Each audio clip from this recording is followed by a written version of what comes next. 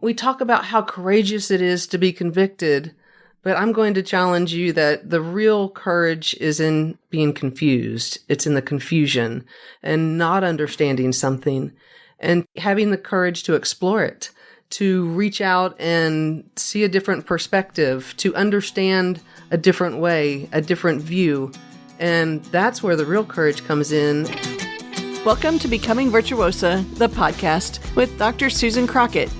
You are listening to episode number 43, Conviction, Confusion, and Connection, an interview with mission-critical IT expert, business consultant, and the COO of Virtuosa Vitamins, Kristine Olsta.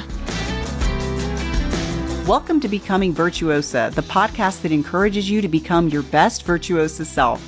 Each week, Dr. Susan Crockett goes where the scalpel can't reach, exploring conversations about how to be, heal, love, give, grow, pray, and attune. For the first time ever, she's bringing the personal one-on-one teaching that she shares with individual patients to you on this broader platform, a weekly source of inspiration and encouragement designed to empower you. By evolving ourselves as individuals, we influence and transform the world around us. Please help me welcome board-certified OB/GYN specializing in minimally invasive GYN surgery, internationally in the top 1% of all GYN robotic surgeons, a certified life coach, and U.S. News top doctor, your host, Susan A. Crockett, MD. Today, I have a really special guest with me. I say they're all special. They are all special, but this one I've literally known from... Don't say it. No? Okay. All my life. We don't just have to say how long that is. I'm not saying that. I didn't know. I was going to say from like the first day you were born. That's true. Please welcome my younger sister, my younger, beautiful, talented sister, Kristine Olsta. Thanks. You're welcome. I'm so glad to be here. It's kind of fun, right? We've done some crazy things together in our lives. This may top the list. I don't know. You've done some crazy things in your life. Hey, you jumped off that dock with me. True. I remember that. Yes. Yes. That's a story for another show. Okay, so today, what are we going to do? Well, the cool thing about why we're here even is because not only are we sisters, but we've also done some business ventures together. And the really cool thing is that you have some skill sets that I don't.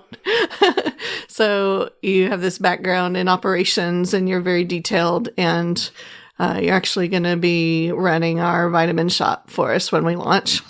And so I wanted to start off just by framing how we work together and how the differences are between us and kind of what your business background is. You want to tell us a little bit about that? I'll try. So I'm logical. I'm very pragmatic, analytical, was trained in all of those things.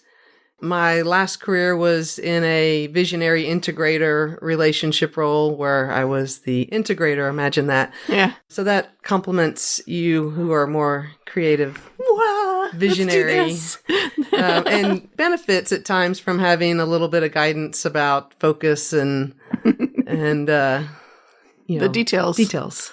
Yeah. And then professionally, you were in a career where you were very detail oriented. Very much so. Tell us a little bit about that. Well, I started my career in IT, and I carried a tool bag and serviced equipment, mission critical equipment. So I had to be precise and exact. And all of those things. All of those things. And that progressed into more of a management role as I worked my way through the ranks, if you will. As it happens, yeah. Yeah. And got more into the business elements of running the platform. Well, yeah, it was a hardware platform that you were helping manage. Correct. A very big, very important. Contracts, vendors, products. All that kind of stuff. All of that stuff, budget. So it's been interesting to me as I've built my business, particularly my practice over the last 10 years. You've brought in some really practical resources about how to do team building and teamwork and all of that. I want to tell a story about when we went on vacation together, and I was trying to figure out why I could drop my blood pressure medicine in 2 days when I went on vacation and how I could bring that back home. Do you remember that trip? I do.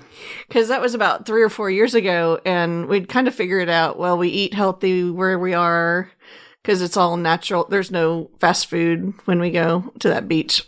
And then we exercise a lot. We're in the water a lot and walking a lot. And we get good sleep, and the stupid cell phone's not going off. All of those things are stress reduction. But I remember one morning I got up and you said, okay, pull out your laptop, do a spreadsheet. And I'm like, I'm not doing a spreadsheet. I'm on vacation. What the heck? I don't remember that, but I kind of do. What was the purpose? You made me write out every hour of my day, what I did when we were at that beach versus what I do at home. Sounds like a really good idea. It was, because we found two things out of that experiment that we didn't know. And one of them was that I conk out at 3:00 every day. And so I took that information, that data that you helped me get, and started modifying my days so that I wasn't trying to push through the 3 to 5 o'clock hour so much. I just bumped everything up and condensed my lunch hour. So that was cool. But the other really exciting and thing that I didn't really expect, but that's been validated by data now, is what we do in the evenings when we're on vacation there, which is we all gather at the restaurant with friends or at a house with friends, and we socialize and laugh our tails off. Can I say that? It's your show. It's my show. I can say it. You can laugh your ass off. I can laugh. We have a good time. We have a great time, but we're around friends and we socialize and laugh and have a great time too. So yeah, it's not always about what are you producing, what goals are you hitting? Yeah. What have you have left to do? Yeah. It's, hey, this was a really great day because I saw this or I did this or I... Yeah, and connecting. Mm-hmm. So, yeah, I wanted to just mention how grateful I am for that. I just think I give that example a whole lot about the difference in how our minds work and what you bring to the table as a business person. So I know that's not what you wanted to talk about today. It's okay. Today. I can roll with it today. It's your show. It's my show. So today we're going to talk a little bit about conviction. Yes. Confusion. Yes. And how that interfaces with connection, which is that social thing, our interpersonal connection with people. Mm-hmm. So tell me a little bit about what you've been learning and discovering and why these three things go together and how they fit together. So it was really a rediscovery recently of an article that I was introduced to in school. I recently reread it and was like, that was a really life-changing discussion that I had. And it starts out talking about convictions and how we ground ourselves in our convictions, whether it's family traditions, religious values, belief systems, and that we're trained that convictions are really important to hold on to so that you can be a good person. Yeah. Convictions, traditions kind of fall into that. Mm-hmm. Clanism, kind of partisanship. And then all of a sudden the article flipped it on its ear and said, you know, we talk about how courageous it is to be convicted, but I'm going to challenge you that the real courage is in being confused. It's in the confusion and not understanding something and having the courage to explore it, to reach out and see a different perspective, to understand a different way, a different view. And that's where the real courage comes in, as well as a whole bunch of other things that are positive that fall behind it. But that's the premise of this, I'll call it life-changing learning. It's uncomfortable. Yeah. Yeah, especially at first to have that curiosity to even think of how to enter into that space. Mm-hmm. So we like comfort. We like familiar. Yeah. Yeah. So tell me a little bit about how you've moved through that process into connection.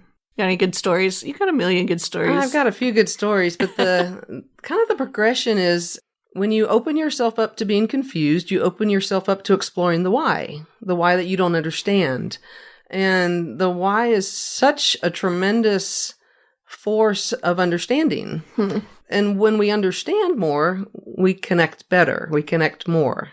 You may not agree or adopt a different value structure, but if you understand it, you can at least have maybe a respect for it, or it would limit perhaps your knee-jerk reaction to combat it. Like that story that you were telling at lunch today. So I got a random text message that said, is your vehicle still available? And I don't have a vehicle listed anywhere.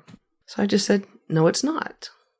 And I got a barrage, like 3 angry text messages back at me. Like boom, boom, boom. Like Facebook Yeah. style.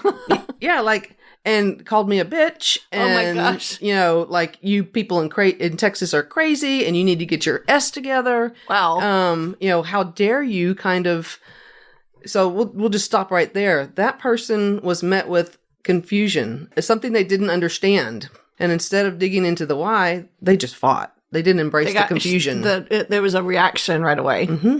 There was no ability to sit and have a reasonable... Yeah, they were offended because they didn't get the answer they expected or that they thought was reasonable. And so they just was like, I'm going to be combative with you. So they thought you had listed a vehicle and then had sold it and had not taken down the listing and then wasted their time and gotten their hopes up and all of that. And they were reacting to that, that disappointment. They were. Micro grief. Micro grief. I just made that up. Is that a thing? Micro grief? I don't even know. I don't know, but it's the immediate reaction of, again, it goes back to when there's something that we don't understand, you can do one of two things. You can either go, I don't understand that, and explore it with a why, or you can say, I don't understand that, and boom, hit it in the face, fight it, have an angry response. So I got those messages, and I'm like, oh, this could be fun. What do I do with this? Yes, because that's my sister. How can we mess with this one? And so... out of my character somewhat, I crafted a couple of responses that matched this person's, language and cadence. Yeah.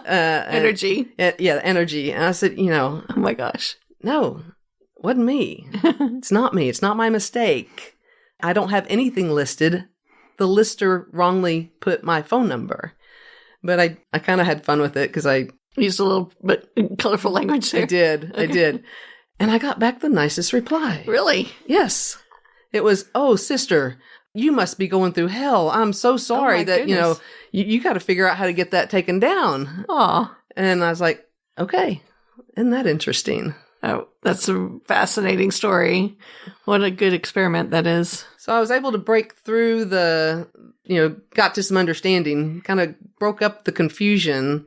But imagine if that person's response would have been different to begin with, instead of combative, if they would have said, well, that doesn't make sense. Why is that? Why is that? Met it with curiosity instead of anger. Correct. Yeah. We would have had a different exchange. And, not everybody gets to that breakthrough point either. You think about all the exchanges we have with people.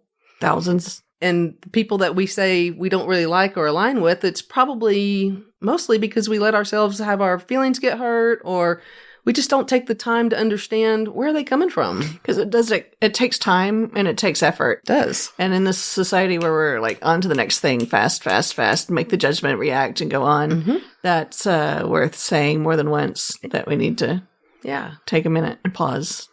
Push pause. Yeah. Yeah.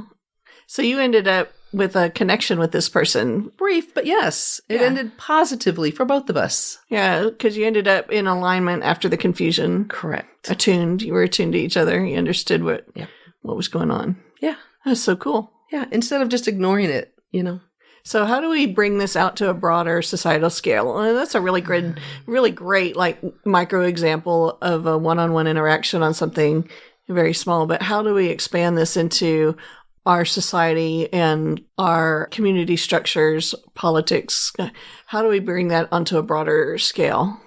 I don't know how we bring it onto a broader scale, but you can certainly multiply the impact of being convicted versus confused when you look at what's going on in our communities, in our state, in our country, in the world. You can multiply that as big or as little as you want.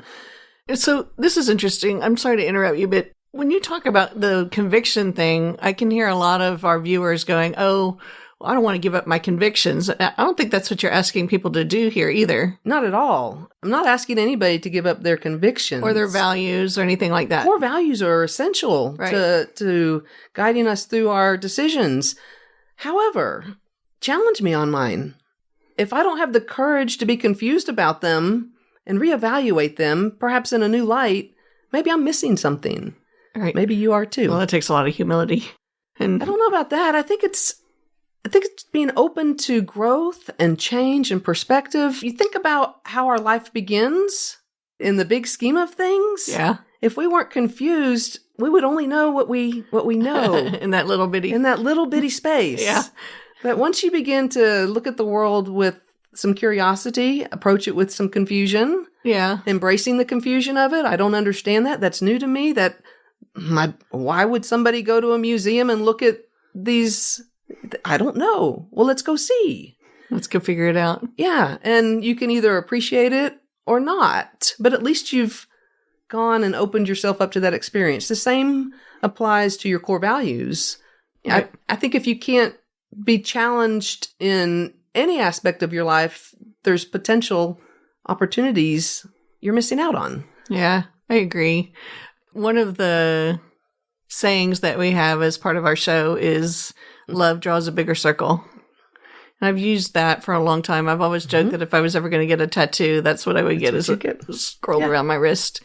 And it comes from that same kind of idea that we start with a circle this big, but through the process of loving each other, which essentially is what you're talking about here, without using that word, you're attuning to others and trying to understand them and connect with them. You get a little bit bigger circle of understanding, and then you just, it keeps expanding. Exactly. That's pretty fun. Yeah. I can connect with you and still not necessarily align with all of your belief systems, but I can connect with you because I have taken the time to understand you. Yeah. And if we expand that to our governments and corporate structures and communities and religions, we can make the world a better place. Yeah. We could ultimately get along better. Yeah. And probably get some things done because we'll focus on, the real change that needs to happen. Instead of being mad. Instead of being mad at each other and all my way or no way. Yeah. Thanks for listening to this episode of Becoming Virtuosa. To learn more, come visit us at drcrockett.com. That's drcrockett with 2 T's.com. Or find us on YouTube for The Dr. Crockett Show. If you found this episode helpful or think it might help someone else, please like, subscribe, and share. This is how we grow together. Thanks, and I'll see you next week. Love always, Sue.